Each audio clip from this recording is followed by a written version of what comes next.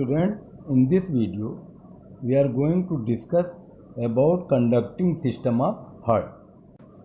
Students, do you know how conducting system works in our body?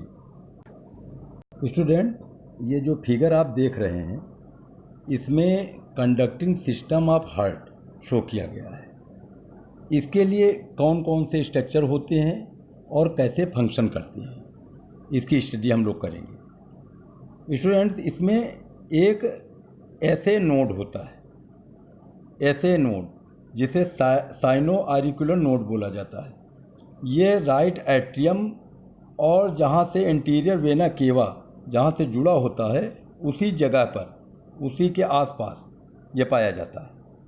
Cyano आरिकुलर node कहलाता है। एक second होता है एवी नोड जिसे आरिकुलो वेंट्रिकुलर नोड बोलते हैं। ये आर्किल और वेंट्रिकल के जोड़ के पास होता है, जहाँ पर जोड़ होता है, जंक्शन होता है आर्किल और वेंट्रिकल का, एट्रियम और वेंट्रिकल का। तो वहाँ पर जंक्शन जहाँ होता है वहाँ पर पाया जाता है। अब यहाँ से एक बंडल निकलता है जिसे बंडल ऑफ हिज कहते हैं, जिसे बंडल ऑफ हिज कहते हैं। ये आगे चल कर के दो ब्रांच में बट गया है, ग्रीन से शो किया गया है, और दोनों ब्रांच निकल करके एक लेफ्ट वेंट्रिकल में चली जाती हैं और दूसरी राइट वेंट्रिकल में चली गई, ग्रीन से दिखाई गई हैं। अब इधर इनसे पतली पतली बहुत ब्रांचें निकली हुई हैं जिन्हें पुरकिंजे फाइबर्स बोलते हैं। इतना कंडक्टिंग सिस्टम पाया जाता है। अब ये वर्क कैसे करता है, इसमें क्या क्या चीज़ें हमने बताया, SA node, AV node, bundle of His and Purkinje fibres. अब ये कैसे फंक्शन करता है। Students, do you know in mammals the heart is myogenic. Myogenic means ये मसल्स के द्वारा कंट्रोल किया जाता है, यानी मसल्स से बनी हुई संरचना होती है, स्ट्रक्चर होता है जिसे एसए नोड कहते हैं। यह मसल्स का बना हुआ होता है, यानी इससे कंट्रोलिंग यहाँ पर होती है। In mammals, the heart is myogenic. That is, the cardiac impulse is initiated by the cardiac muscle fiber. The cardiac impulse is initiated by the SA node, means sinoatrial node, situated in the right upper corner of right atrium.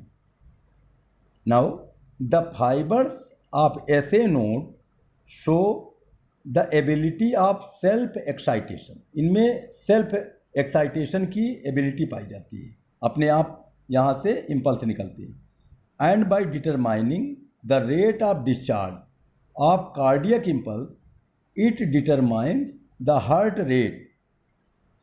इसे pacemaker बोला जाता है। ऐसे node को pace maker मतलब गति देने वाला। तो ये गति का निर्धारण करता है कि किस रेट में जो है हार्ट की रफ्तार को घटाया जाए और कैसे बढ़ाया जाए। Next, the SA node is in close association with the muscles of auricle and conducts the impulse to auricle. यानी एसए नोड से दोनों आर्किल में जाता है।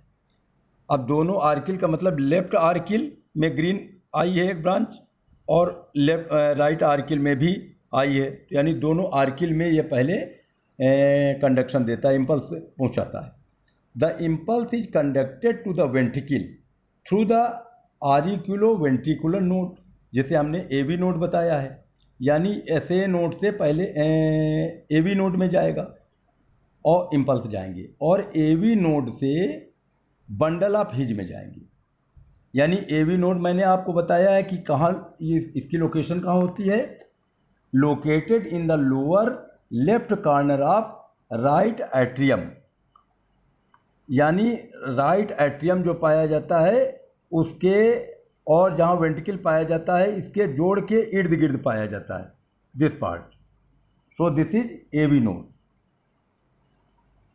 Close to inter atrial septum, वही जो सेप्टम मैंने बताया। From this node the AV bundle, जिसे मैंने बंडल ऑफ हिज बताया है। Student, from AV node the AV bundle, जिसे बंडल ऑफ हिज मैंने बताया, arises and immediately branches into a right and left bundle that enter the wall of right and left ventricles respectively. यानी left और right ventricle में चले जाते हैं दोनों पार्ट बट करके. These two bundles branches produce many branches called पुरकिंजे fibres. मैंने आपको अभी थोड़ी देर पहले बताया है कि इनसे पुरकिंजे फाइबर्स निकलते हैं और वो वेंट्रिकल की मसल्स में चले जाते हैं through out the ventricular wall and conduct the impulse to the muscles of ventricle. The SA node generates a maximum of 70 to 75 action potential per minute. यानी एक मिनट में 70 से 75 एक्शन पोटेंशियल ये SA नोड पैदा करता है, उत्पन्न करता है, प्रोड्यूस करता है. Since it is responsible for initiating and maintaining the rhythmic contractile activity of the heart, it is called the pacemaker. क्योंकि ये एक रिदम बनाए रहता है हार्ट की एक्टिविटी में, एक गति देता है, इस वजह से इसे पेसमेकर कहा जाता है.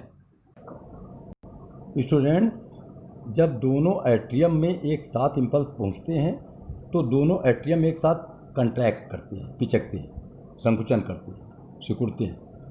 और जब दोनों वेंट्रिकल में एक साथ पहुंचते हैं बंडल ऑफ हिज के द्वारा, उनके मसल्स में पुरकिंजे फाइबर्स पहुंचाते हैं इम्पल्स, तो दोनों वेंट्रिकल एक साथ पिचकते हैं या कंट्रैक्ट करते हैं. स्टूडेंट, आपको मालूम होना चाहिए कि लेफ्ट वेंट्रिकल की वॉल जो होती है राइट वेंट्रिकल की वॉल से मोटी होती है, थिक होती है, क्योंकि इसको ज़्यादा प्रेशर देना पड़ता है और ज़्यादा प्रेशर से ब्लड को फेंकना पड़ता है, थ्रो करना पड़ता है, ताकि ये पूरी बॉडी में ब्लड को सप्लाई कर सके, पूरी बॉडी में भेजना होता है.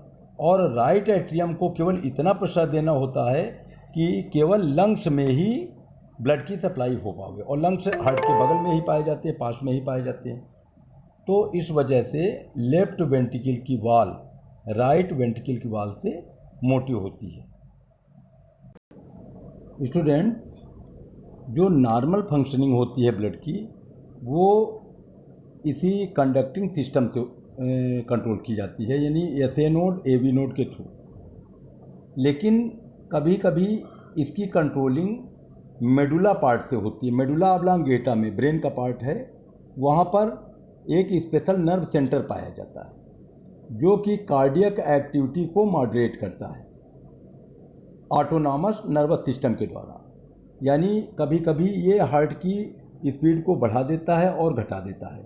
सेकेंड, कभी कभी एड्रीनल ग्लैंड के मेडुला पार्ट से हार्मोन निकलते हैं, एड्रीनेलिन और नॉर एड्रीनेलिन. ये भी हार्ट बीट को इंक्रीज कर देते हैं, उसकी रेट को बढ़ा देते हैं.